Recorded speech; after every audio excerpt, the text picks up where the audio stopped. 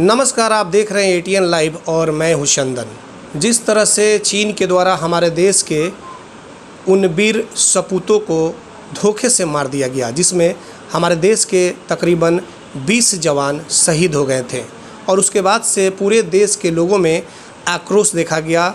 लोग अब चीन से बदला लेने के लिए बिल्कुल तैयार हैं और इसको लेकर के हम आज मौजूद हैं सिवान की समाजसेवी प्रोफेसर मधुबाला जी, जो कि कांग्रेस की एक प्रखर नेता भी हैं, अपनी बातों को अच्छे अंदाज से रखना जानती हैं।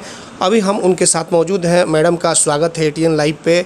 और मैडम, हम आपसे जानना चाहेंगे, जिस तरह से चीन धोखे से हमारे देश के उन वीर सपूतों को मार गिराया, वो शहीद हो गए, तो अब क्या होना चाहिए? तो लगातार हम लोग देखते आ रहे हैं, कभी पाकिस्तान हम लोग को आंख दिखाता है और अब चीन भी इस तरह से धोखा दे दिया। देखिए, चीन तो जग जाहिर है कि वो धोखेबाज देश है, उसके पे कभी विश्वास किया ही नहीं जा सकता। रह गई बात वर्तमान परिस्थिति में क्या डिसीजन लेना चाहिए, तो वर्तमान परिस्थिति में युद्ध ही एकमात्र विकल्प है, दूसरा कोई विकल्प इसका नहीं है। लेकिन चूँकि ये घरेलू युद्ध नहीं है, ये इंटरनेशनल युद्ध है। जब हम युद्ध में कूदेंगे तो हमें बहुत सोच विचार करना पड़ेगा, क्योंकि अभी 20 जवान मरे हैं और उसमें कितने जवान मरेंगे, कितनी बस्तियां जलेंगी, राख होंगी। चूँकि एटम परमाणु युग में हम लोग रह रहे हैं, सारी शक्तियां जो है परमाणु संपन्न शक्तियां हैं। तो हमें युद्ध तो करना है, लेकिन थोड़ा कूटनीतिज्ञ होकर उसको कूटनीति लेवल पे, इंटरनेशनल लेवल पे सबको, ज़्यादा से ज़्यादा देशों को अपने फेवर में करके और तब सोची समझी राजनीति के तहत हमें युद्ध करना पड़ेगा। लेकिन आपके साथ तो, इस देश के साथ तो अमेरिका भी खड़ा है, कई और देश भी खड़े हैं और चीन की जो धोखेबाजी है, बिल्कुल उसे अच्छे तरीके से वो देख भी रहे हैं और वो साथ भी दे रहे हैं, भारत का बिल्कुल साथ दे रहे हैं। और उसी प्रोसेस में अभी आज राजनाथ सिंह रूस से बात करने के सिलसिले में गए हुए हैं कि हमारे साथ ऑलरेडी ये America full and final support करने के लिए तैयार है, बाकी भी बहुत सारे कंट्री तैयार हैं। तो रूस से भी वो बात की जा रही है। देखिए, ये जो मामला अभी है, ये किसी पॉलिटिकल लेवल का मैटर नहीं है, इसीलिए हम इसको पॉलिटिकल इशू के तौर पे बात नहीं करना पसंद करेंगे।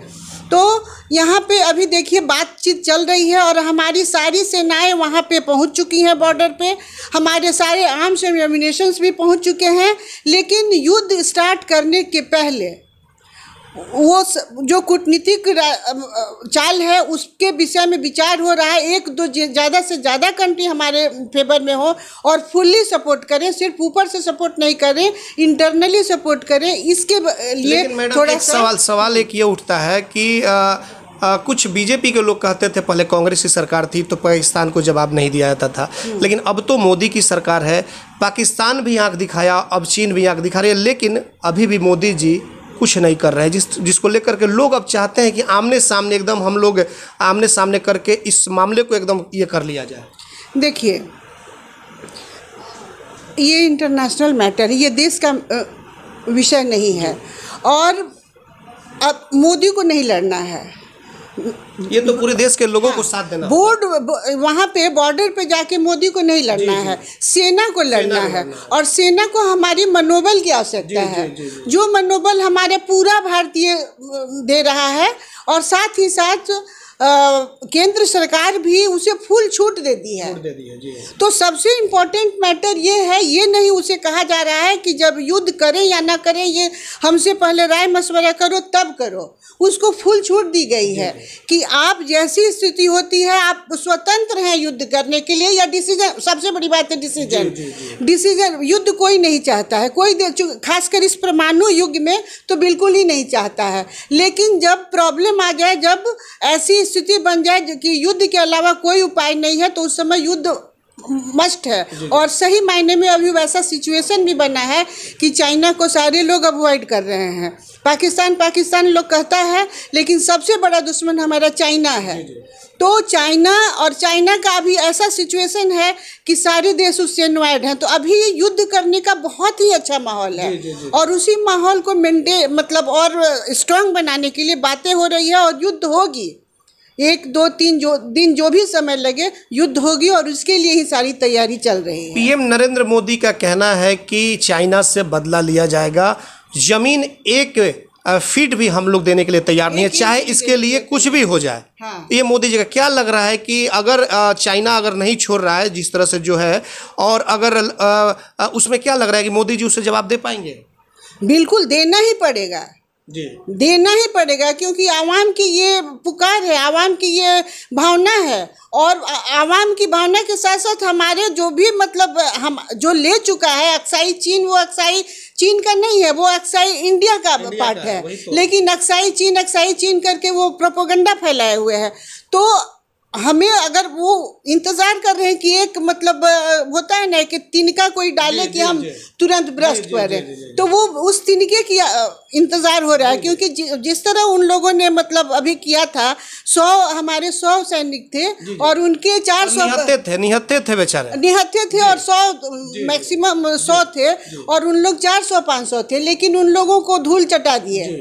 तो हमारी सेना में इतना बल है कि वो उन लोगों को धूल चटाएगी और चटाने के लिए बिल्कुल तैयार है। बॉर्डर पे सारी कुछ तैयारियां हैं, सिर्फ एक फोरन की आवश्यकता है, एक तिनके की आवश्यकता है। और अगर नहीं भी तिनका आता है, वो उसे घुटनों पे आना पड़ेगा चाइना को। यानी कि यह माना जाए कि अब देश भी चाह रहा है कि चीन से किसी भी तरह हर हाल में हम उससे निपट लें।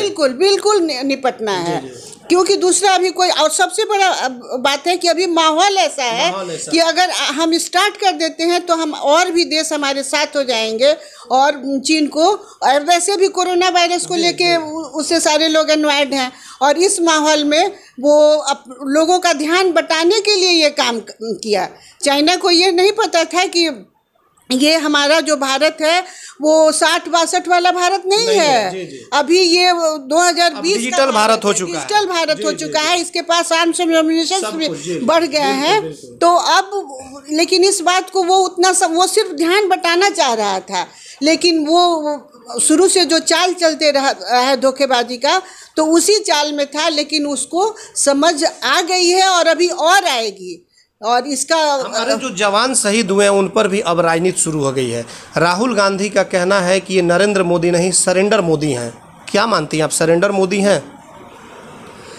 देखिए, ये इस मैटर पे मैं बहुत कुछ नहीं बोलना चाहूँगी, क्योंकि आप सर्वविदित है मैं भी कांग्रेस की लेकिन कांग्रेस की है, लेकिन सबसे पहले आप हिंदुस्तानी हैं। यही मैं कहना चाहूँगी कि मैं ऑफ कोर्स कांग्रेस की हूँ, लेकिन मैंने शुरू में ही बोला था कि मैं ये पार्टी पॉलिटिक्स का ये मैटर ना है और ना रहेगा, और ना मैं पार्टी देश का मैटर है, ये देश का मैटर है। और ये पार्टी पॉलिटिक्स के आधार पे मैं एक शब्द एक लाइन नहीं बोलूँगी इसमें, क्योंकि ये देश का मैटर है। चाहे नरेंद्र मोदी सरेंडर बोलिए या नरेंद्र बोलिए, लेकिन नरेंद्र मोदी ने एक डिसीजन जरूर बहुत अच्छा लिया, जो सेना को फ्री हैंड दे दिया कि आप डिसीजन लीजिए। हाँ, आप डिसीजन लेने के लिए फुल पावर्ड हैं, आप डिसीजन ले सकते हैं। और दूसरा कुछ इस मैटर पे कोई भी प्रधानमंत्री रहता तो दूसरा कुछ नहीं कर सकता, क्योंकि सीमा पे युद्ध सैनिकों को ही करना है, किसी प्रधानमंत्री और राष्ट्रपति को नहीं करना है। लेकिन वो समय ये बचाने का कोशिश किए कि डिसीजन लेने का फुल राइट आपको है, जैसा सिचुएशन देखिए वैसा आप डिसीजन लीजिए। मैडम, एक सवाल यह है कि जिस तरह से पाकिस्तान आंख दिखाता था, फिर चाइना, और इसी बीच एक नेपाल की बात आ गई, जबकि नेपाल को लगातार भारत मदद करते आया है, चाहे कोई भी मामला हो। और हमारे एक बिहारी जो हमारे भारत के थे, उनको वो मार गिराए नेपाल, जो बहुत छोटा देश है, वो भी आंख दिखाना शुरू कर दिया। और जवाबी कार्रवाई में कुछ नहीं, नेपाल फिर माफ़ी मांग दिया। तो ऐसे होता है क्या कि आप किसी को मार दीजिए और उसके बाद से माफ़ी मांग लीजिए, जबकि भारत जो है आपके साथ एक से बढ़कर एक कदम उठाकर आपके साथ चलता था? देखिए, दुनिया की राजनीति, आप भी दुनिया में रह रहे हैं और ह्यूमन बीइंग आप भी हैं, तो ह्यूमन बीइंग की जो वो मतलब लालसा जो होती है ना, बहुत बड़ी चीज़ होती है। अगर आपसे हमको फ़ायदा है तो आपसे बहुत सटे रहेंगे। जैसे हमको लगेगा कि नहीं हमको आपको छोड़ के उससे फ़ायदा है, तो वो तुरंत उससे जाके सट जाएगा। और यही प्रॉब्लम नेपाल के लोगों के साथ आया। नेपाल हर कुछ इंडिया से लिया, हर कुछ ये लिया, लेकिन चाइना को अभी ये कोशिश करना था कि कुछ लोगों को अपने सपोर्ट में करे। वो अमेरिका को नहीं अपने सपोर्ट में ले सकता था, वो किसी छोटे कंट्री को ही ले सकता है ना। तो छोटे कंट्रियों को लालच दिया, पाकिस्तान जो पूरी डिपेंडेंट है उसको लालच दिया, नेपाल को लालच दिया, तो नेचुरली वो लोग सरेंडर कर गए। वो सोचे कि वो इतना तो सोचे नहीं कि इतना बड़ा चीन धोखेबाज है कि हमको तुरंत उसका धोखा दे देगा। आज जिस तरह से चीन भारत को धोखा दे रहा है, कल तो नेपाल को भी धोखा दे सकता है। दे नहीं सकता है, दे चुका है, स्टार्ट कर चुका है। यही तो मानव बुद्धि है कि मानव बुद्धि अग्रसोची नहीं होते हैं, वो प्रेजेंट में सोचने लगते हैं। तो यह माना जाए कि चाइना जो है नेपाल के कंधे पे बंदूक रख कर चला। बिल्कुल जितने भी किसी भी, अगर आप किसी कंपनी में भी देखिए, किसी भी इंस्टीट्यूट में देखिए, कोई भी जो बड़ा पदाधिकारी होता है वो अपने हाथ में कुछ नहीं लेना चाहता है। वो किसी अपने सबऑर्डिनेट जो होते हैं, जो जूनियर्स होते हैं, उसके ऊपर उसके कंधे पे बंदूक लगा के गोली चलाता है। तो वही काम आज चाइना कर रहा है। और वो सबों को लालच देके, नेपाल और पाकिस्तान ये सब छोटे छोटे देश है, उसकी कुछ इकोनॉमी सही नहीं है, उन लोग मजबूर हैं, तो उन लोगों को कुछ लालच देके अपने पक्ष में करके वो जान रहा है कि बड़े कंट्री रूस को, अमेरिका को, जापान को, इस सब को हम अपने अंडर में नहीं ले सकते हैं।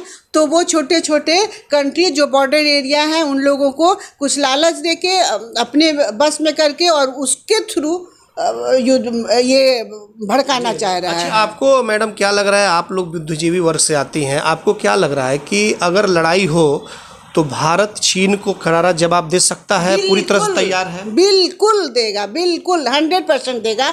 और सिर्फ चीन, भारत ही नहीं, भारत के साथ साथ इस और भी बड़ी बड़ी जितनी कंट्रियां हैं वो भी साथ देंगी और चीन नेस्तनाबूद हो जाएगा। जी। अच्छा, एक चीज़ और है कि अभी कल, जैसे कि हालांकि लगातार पुतले भी फूके जा रहे हैं, लेकिन कल भीम आर्मी का एक बयान आया है सिवान में ही, और उन लोगों का कहना यह है कि जब जब चुनाव आते हैं, चाहे लोकसभा का हो चाहे विधानसभा का चुनाव हो, तब कुछ ऐसा होता है कि बीजेपी के पक्ष में माहौल चला जाता है। आपको क्या लग रहा है? अब ये तो मनुष्य, अब हम कहते हैं कि अब सूर्य ग्रहण इस बार लगा है, 3 सूर्य ग्रहण एक साथ लगा है, इसका मतलब कि इस बार बहुत ज़्यादा भयंकर, बहुत कुछ ये होने वाला है, कुछ विनाशकारी होने वाला है। ये सब तो छोटी मानसिकता है। अब युद्ध कब हो गया, क्या हो गया, इसका यहाँ के इलेक्शन से क्या करना है? इसका तो इलेक्शन से कोई मतलब नहीं है। उनका कहना है कि बीजेपी के पक्ष में माहौल हो जाएगा और इसलिए समय समय पे इस तरह के माहौल बन जाते हैं अचानक। नहीं, तो अगर आप उस टाइप के लोग जो भी वैसा बोलते हैं, उनको तो हम बोलेंगे कि आप लोग सारे लोग जाके एक लाइन में बैठ के और भगवान से प्रार्थना करें कि जब भी इलेक्शन आए तो उनके पक्ष में, चाहे जो भी पार्टी हो, उनके पक्ष में माहौल बना दे। जी।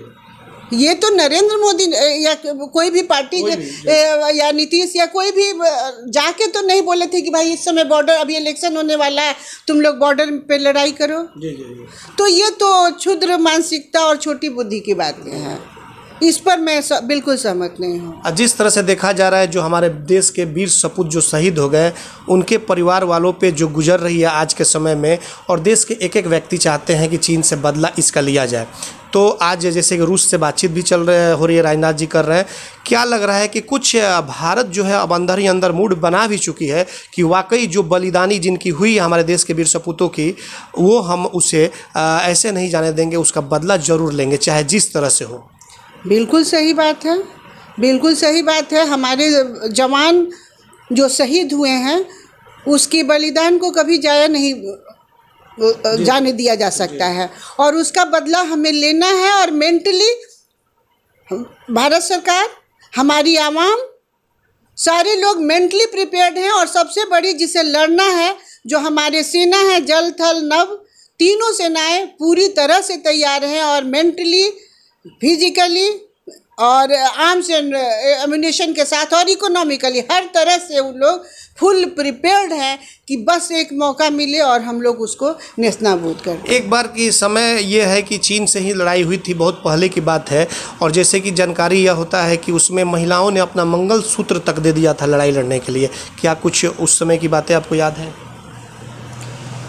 एक्चुअली उस समय की बातें तो हमें याद नहीं है, लेकिन हम लोग भी सुने ही हैं, अपने सुने ही हैं। वही सुनने के आधार पे हम ये बताना चाहेंगे कि ये बात सही है। जब भी ये जज्बा जो है ये भारत में ही है, भारत में ही है। ये जो जज्बा है, अभी अगर युद्ध की बात हो जाए और अगर डिमांड हो जाए तो सारे लोग जिसके पास जो कुछ भी है वो जरूर लेकर बाहर निकलेंगे, क्योंकि ये जज्बा जो है भारतीय में है, वो शायद अन्य किसी देश में नहीं। क्योंकि देश सुरक्षित रहेगा तो ही हम सुरक्षित रहेंगे। और देश के लिए जो मतलब प्रेम और जो देशभक्ति की भावना जो हमारे भारतीयों में है, और यही युद्ध जीतने का सबसे बड़ा मूल मंत्र यही है। क्योंकि हमारे चीन के पास जो जितने भी सैनिक हैं, सैनिक बहुत ज़्यादा है, लेकिन कोई भी फुल मतलब मेंटली भी बहुत स्ट्रांग नहीं है, बॉडीली भी स्ट्रांग नहीं है।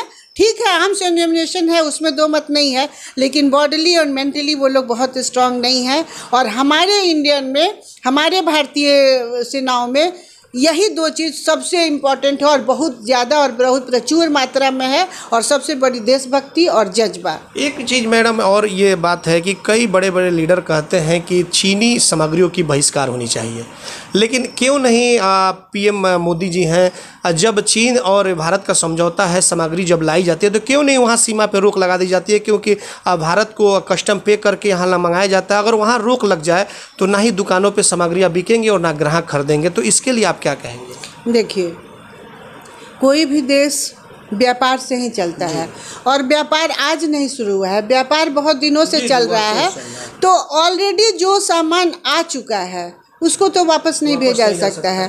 तो उसको अगर कोई बोलता है कि हम आज लड़ाई हुआ वहाँ, आज अब हम चीन का कोई भी सामान नहीं यूज करेंगे, तो ये हम अपने आप में मतलब लॉस करेंगे। और हमारे घर में टीवी है, मोबाइल है, हम सबको तोड़ देंगे, सब चाइना का ही, सब चाइना का, सब तोड़ देंगे, फोड़ देंगे, तो उससे तो अपना ही लॉस होगा। उससे तो हमारे सेना और हमारे बॉर्डर पे कुछ नहीं होगा। तो इसका बहिष्कार हमें करना है, और उस लेवल पे करना है कि आगे मतलब जो हो गया सो हो गया, आगे हमको फर्दर वहाँ से कोई ज़्यादा, चूँकि बहुत बड़े लार्ज स्केल पे मतलब ये इंपोर्ट एक्सपोर्ट ना हो वहाँ से। नहीं, अभी भी जो है वहाँ से 75% इम्पोर्ट होता है, 25% ही एक्सपोर्ट होता है।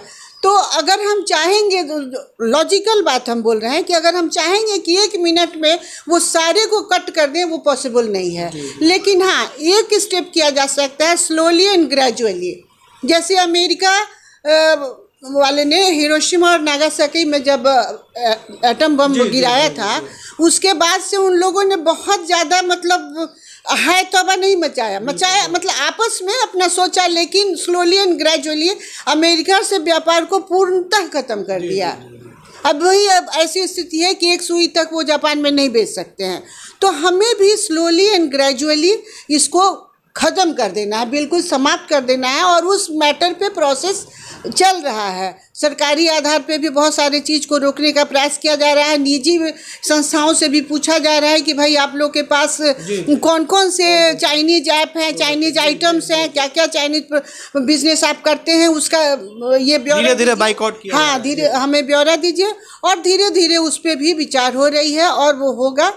लेकिन अगर आप चाहेंगे कि 1 मिनट में, जैसे युद्ध की बात है, आप चाहेंगे कि आज हुआ और तुरंत कल मतलब उस पर अटैक कर दे, प्लानिंग के तहत दिस इज नॉट पॉसिबल। क्योंकि ये घर का लड़ाई, जमीन जायदाद का लड़ाई नहीं है कि आपस में लड़ रहे हैं और जहाँ थोड़ा सा हुआ बस उठाए बर्छी बर्रा और उसको, ये जमीन जायदाद का ही लड़ाई है। लेकिन ये घरेलू लड़ाई नहीं है, ये देश की भी लड़ाई नहीं है, इंटरनेशनल सीमा की लड़ाई है।